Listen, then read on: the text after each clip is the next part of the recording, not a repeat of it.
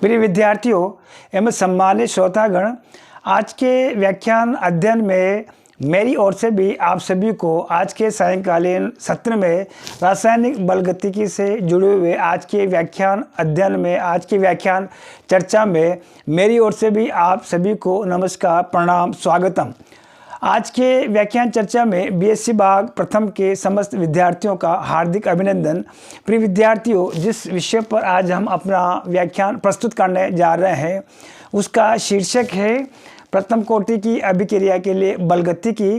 प्रथम कोटि की अभिक्रिया के लिए बलगतिकी उपरोक्त विषय बीएससी भाग प्रथम के प्रश्न पत्र तृतीय से भौतिक रसायन विषय से इकाई पंचम से रासायनिक बलगतिकी के रूप में चुना गया है।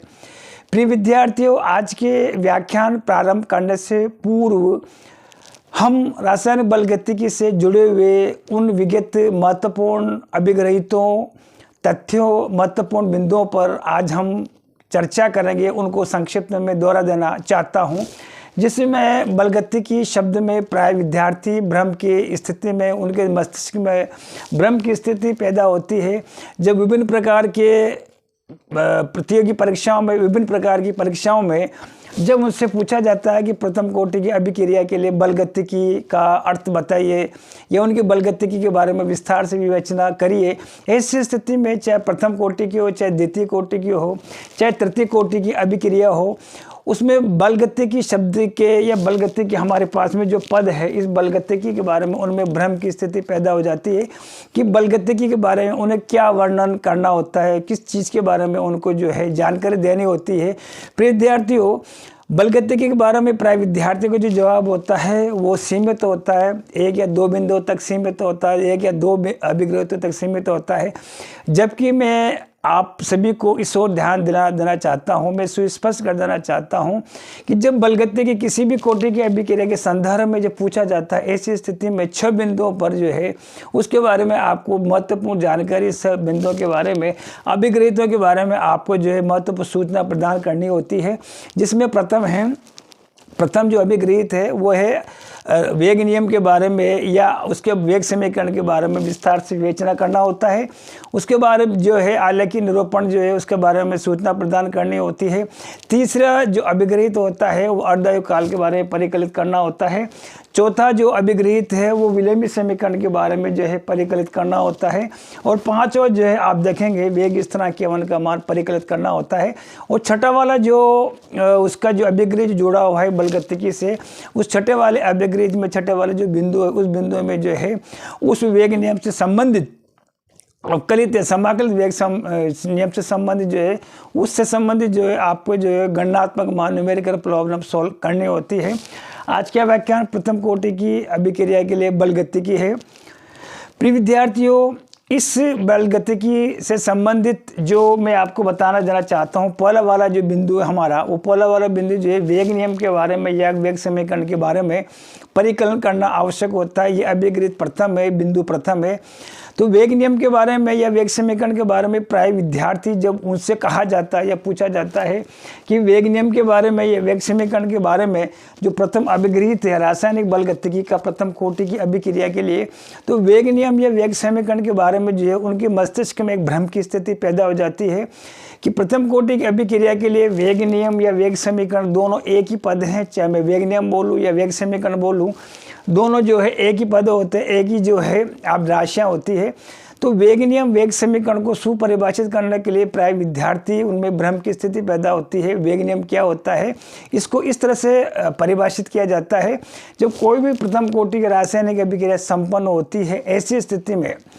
रासायनिक अभिक्रिया का वेग dx/dt और इसके साथ जो है प्रथम कोटि वेग स्थिरांक जिसको हम k1 के द्वारा प्रदर्शित करते हैं एवं t बराबर t के मध्य समय संबंध स्थापित करने वाला जो महत्वपूर्ण व्यंजक समीकरण होता है उसको जो है हम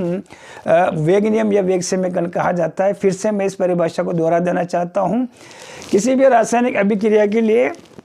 किसी प्रथम कोटि की अभिक्रिया के लिए जब रासायनिक अभिक्रिया संपन्न होती है, ऐसी स्थिति में अभिक्रिया वेग dx/dt वेग स्थिरांक k1 एवं t बराबर t समय के पश्चात सांद्रता a - x के मध्य पारस्परिक जो संबंध होता है उसको हम जो है वेग नियम या वेग समीकरण के द्वारा प्रदर्शित किया जाता है। इस प्रकार से ये इसकी पूरी परिभाषा जो है हमने जो है संपन्न होती है। अब बारी हमारे पास में आती है कि वेग नियम या वेग समीकरण जो होता है कितने प्रकार के होते हैं। वेग नियम या वेग समीकरण को सुपरिभाषित करने के पश्चात में अब बारी है कि वेग नियम जो होता है दो प्रकार का होता है। एक तो इसको अवकलित रूप में इसको व्युत्पन्न करना होता है, परिकलित करना होता है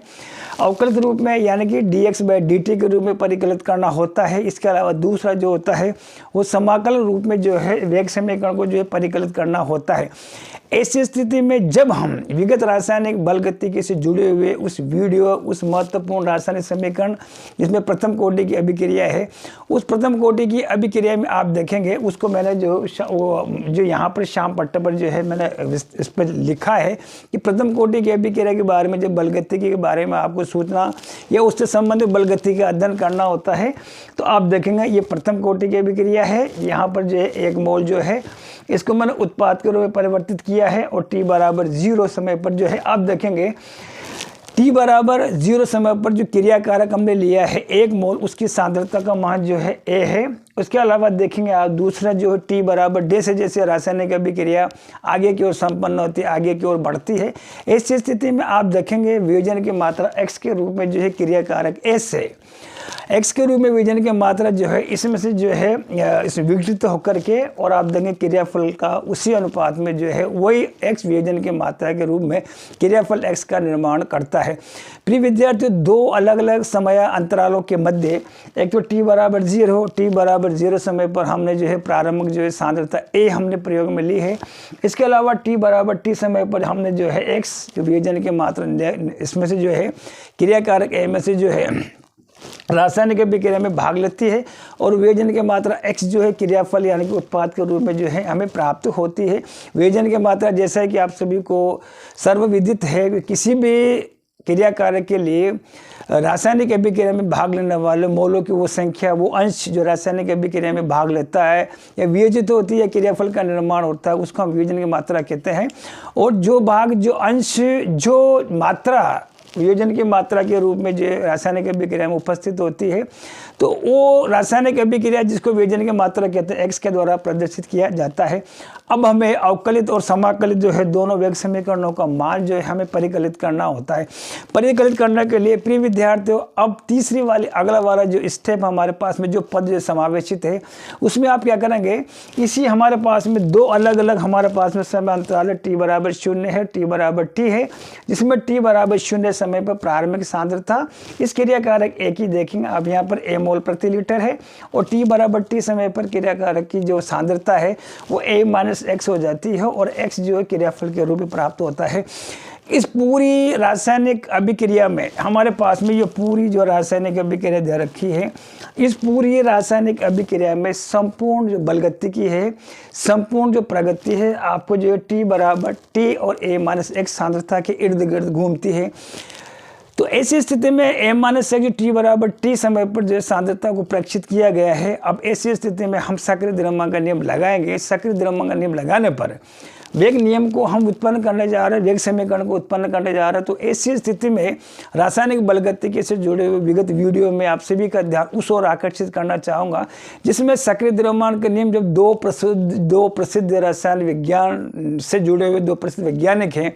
उन्होंने बताया था किसी भी उत्क्रमणीय रासायनिक अभिक्रिया में अथवा किसी भी रासायनिक अभिक्रिया में रासायनिक अभिक्रिया का वेग क्रियाकारी पदार्थ की प्रारंभिक सांद्रता की इकाई घात के समानुपाती होता है। इसको आप ये भी कह सकते हैं कि प्रथम कोटि की अभिक्रिया वो अभिक्रिया होती है जिसमें रासायनिक अभिक्रिया का वेग क्रियाकारक की प्रारंभिक सांद्रता की इकाई घात के समानुपाती होता है। जब किसी भी रासायनिक अभिक्रिया में हम उसमें जो है समानुपाती को हटाएंगे तो ऐसी स्थिति में हम देखेंगे उसमें कोई भी वेग स्थिरांक की हमें आवश्यकता पड़ेगी। तो रासायनिक बलगतिकी के मूलभूत सिद्धांत अभिक्रिया के अनुसार समानुपाती को हम केवल स्थिरांक के द्वारा इसको प्रतिस्थापित करते हैं। प्रतिस्थापित करने के पश्चात प्रिय विद्यार्थियों अब बारी आती है हमारे पास में dx/dt जो है dx a minus x upon dt जो है a माइनस एक्स की घात 1 होता है। अब ऐसी स्थिति में अब ये हमारे पास में जो व्यंजक प्राप्त होता है dx/dt के रूप में d/dt को अंदर की ओर लेकर के जाते हैं। d/dt जो होता है 0 होता है, किसी भी एक स्थिरांक राशि का जो अवकलन होता है 0 होता है। ऐसी स्थिति में अब हम क्या करते हैं, उसको जो है समाकलन की जो प्रक्रिया उससे गुजारते हैं। समाकलन की प्रक्रिया से गुजारने के उपरांत में हमारे पास में समाकलन केवल टी प्रेक्षित किया जाता है, केवल इस तरह के। फिर इसको हम क्या करते हैं, बाहर लेते हैं, और जब जैसे हम समाकलन को हटाते हैं, उसको विलोपित करते हैं, समाकलन को हटाने पर, उसको विलोपित करने पर या निष्कर्ष करने पर हमें एक जो है हमारे पास में जो है एक यहाँ पर जो है एक स्थिरांक की आवश्यकता पड़ती है। उस स्थिरांक को जो बोला जाता है वो समाकलन स्थिरांक कहा जाता है। और समाकलन स्थिरांक का मान परिकलित करते समय प्रिय विद्यार्थी, एक बात मैं आपको सुस्पष्ट कर देना चाहता हूँ कि दो महत्वपूर्ण शर्तें उसमें हम लगाते हैं, समय से संबंधित और सांद्रता से संबंधित। इसमें देखेंगे t बराबर 0 है, उस पर जो प्रारंभिक सांद्रता जो है a मोल प्रति जो लीटर होती है, ये t बराबर 0 पर, और a बराबर जो है आप देखेंगे t बराबर 0 ऊपर जो देखेंगे आप a प्रारंभिक जो सांद्रता होती है, इसको मान लगाते हैं। ऐसी स्थिति में जो है c बराबर -ln जो है इस तरह का मान, समाकलन स्थिरांक का मान परिकलित किया जाता है, और c बराबर -ln का मान जब परिकलित किया जाता है, ऐसी स्थिति में आप देखेंगे कि इन मानों को जो है मूलभूत समीकरण में प्रतिस्थापित करते हैं। तो ऐसी स्थिति में हमारे पास में जो है ई आधारी वाली जो समीकरण प्राप्त होती है, उस ई आधार वाले समीकरण लघु गुणक के रूप में प्राप्त होती है, उसको 10 के रूप में हम परिवर्तित करते हैं। ऐसी स्थिति में हमारे पास में केवल बराबर 2.303 बटे T log a upon a minus x जो है, ये हमारे पास में जो है समाकलित अवकलन की राशि अवकलित रूप में जो है हमें जो है समाकलन वेग समीकरण प्राप्त होता है। यही वो महत्वपूर्ण समाकलित वेग समीकरण होता है प्रति कोटि के लिए। इसके माध्यम से, उक्त सूत्र के माध्यम से, ये बहुत ही महत्वपूर्ण मूलभूत प्रथम कोटि की अभिक्रिया के लिए मानक समाकलित वेग समीकरण होता है केवल बराबर 2.3 बटे 3 log a upon a minus x, जहाँ पर a जो होता है ये प्रारंभिक सांद्रता को दर्शाता है। इस हमारे पास में ये जो हमने यहाँ पर गणितीय प्रक्रिया बलगति की समय की जो प्रक्रिया हमने यहाँ पर लागू की, आरोपित की है,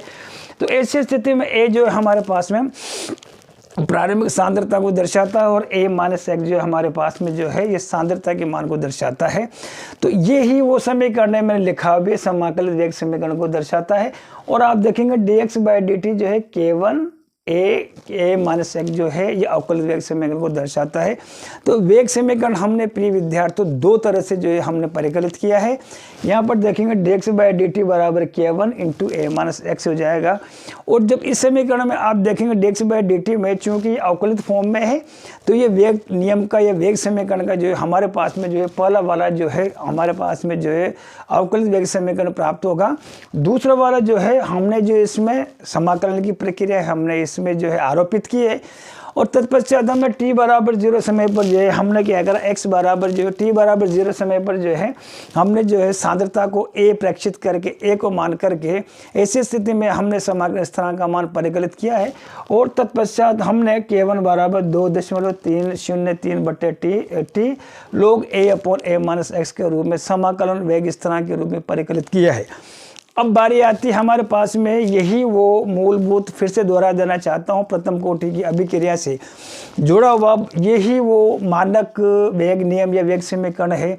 जिसके माध्यम से, जिसकी सहायता से तमाम समस्त रासायनिक कोटि की अभिक्रियाएं जो प्रथम कोटि की अभिक्रियाओं के द्वारा प्रेक्षित होती है या जिनकी अभिक्रिया की कोटि प्रथम होती है, उक्त समीकरण के माध्यम से उनकी बलगतिकी का अध्ययन किया जाता है, सांद्रता का मान परिकलित किया जाता है, समय का मान परिकलित किया जाता है, और वेग स्थिरांक का मान परिकलित किया जाता है। तो वो तीन तरह के हमारे पास जो सूचना है, प्रथम कोटि, वेग स्थिरांक, समय और a माइनस एक्स, ये वो तमाम तीन महत्वपूर्ण हमारे पास में राशियाँ हैं, जिसके माध्यम से हम किसी भी कोटि की अभिक्रिया के लिए उससे जुड़ी हुई बलगतिकी के प्रगति का, उस रासायनिक कोटि की अभिक्रिया की जो उन्नति का, प्रोग्रेस का हम अध्ययन, अवलोकन, आत्मचिंतन, मंथन कर सकते हैं।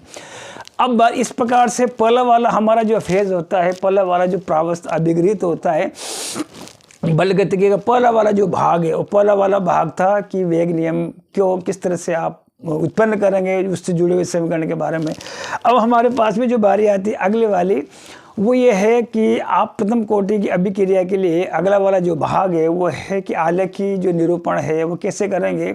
आलेख किस प्रकार से खींचा जाता है। तो प्रिय विद्यार्थियों, मैं आप सभी को इस बात का इस ओर ध्यान दिलाना चाहूँगा, जब आलेख के निरूपण की जब बात आती है, जब आलेख किस प्रकार से खींचा जाता है, ग्राफ किस प्रकार से खींचा जाता है, तो दो तरह की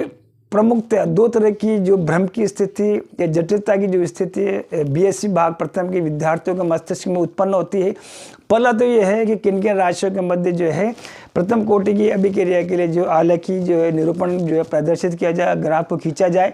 ग्राफ खींचने के पश्चात में दूसरे वाले जो उनकी स्थिति जटिलता की स्थिति जो पैदा होती है कि ग्राफ का जो आकार होगा वो कैसा होगा। प्रिय विद्यार्थियों, बहुत ही सरल तब इसकी प्रक्रिया है। उस सरलतम प्रक्रिया में समीकरण नंबर 8 का मान हम व्यवस्थित करेंगे। व्यवस्थित करने के बाद में इस समीकरण नंबर 8 को जो है y बराबर mx प्लस सी के रूप में हम प्रयोग में लेंगे। तत्पश्चात जो है y बराबर log a upon m minus x और x बराबर t जो होगा वो x एक्सिस पर खींचा जाएगा। y बराबर log a upon m minus x होगा, उसको y एक्स पर जो अंकित किया जाएगा। ऐसी स्थिति में हमारे पास में एक सरल रेखा प्राप्त होगी, तो मूल बिंदु से प्राप्त होगी, क्योंकि इस समीकरण को व्यवस्थित करने पर हल करने पर इसकी तुलना सरल रेखा के समीकरण y बराबर mx प्लस सी से करने पर आप देखेंगे अंतःखंड का मान जो शून्य प्रक्षित किया जाता है। तो दूसरी समस्या जो भ्रम की जो स्थिति है प्राय विद्यार्थियों में, उसका जो है समाधान होता है। और समाधान होता है ऐसी स्थिति में जो है एक मूल बिंदु से गुजरते हुए सरल रेखा हमें प्राप्त होती है, जिस पर दो बिंदुओं को P और Q को विगत रासायनिक बलगतिकी के वीडियो के आधार पर दो बिंदुओं का चुनाव किया जाता है। इस पर सरल के ढाल के द्वारा इसका मान परिकलित किया जाता है। इस प्रकार से हमारे पास में जो है दो भाग जो है बलगतिकी से जुड़े हुए, जिसमें वेग नियम या वेग समीकरण का परिकलन करना, और दूसरा हमारे पास में जो है आलेखी निरूपण दो द्वारा संपन्न होता है। इसका तीसरा और चौथा भाग जो है अर्धय काल का मान परिकलित करना, विलोमी समीकरण का मान परिकलित करना, और इसके अलावा जो है आप देखें इकाई का मान प्रथम कोटि की अभिक्रिया की परिकलित करना। इन तीनों भागों को, तीनों अभिगृहितों को आने वाले व्याख्यान में कल को हम यहाँ पर जो है विस्तार से चर्चा करेंगे। फिलहाल आप रखिए अपना ख्याल, मुझे दीजिए इजाज़त, और फिर से रासायनिक बलगतिकी की एक नए वीडियो के साथ एक रोचक विषय के साथ आप सभी के मध्य हाजिर होंगे। पुनः आप सभी को कोटि कोटि धन्यवाद और आभार।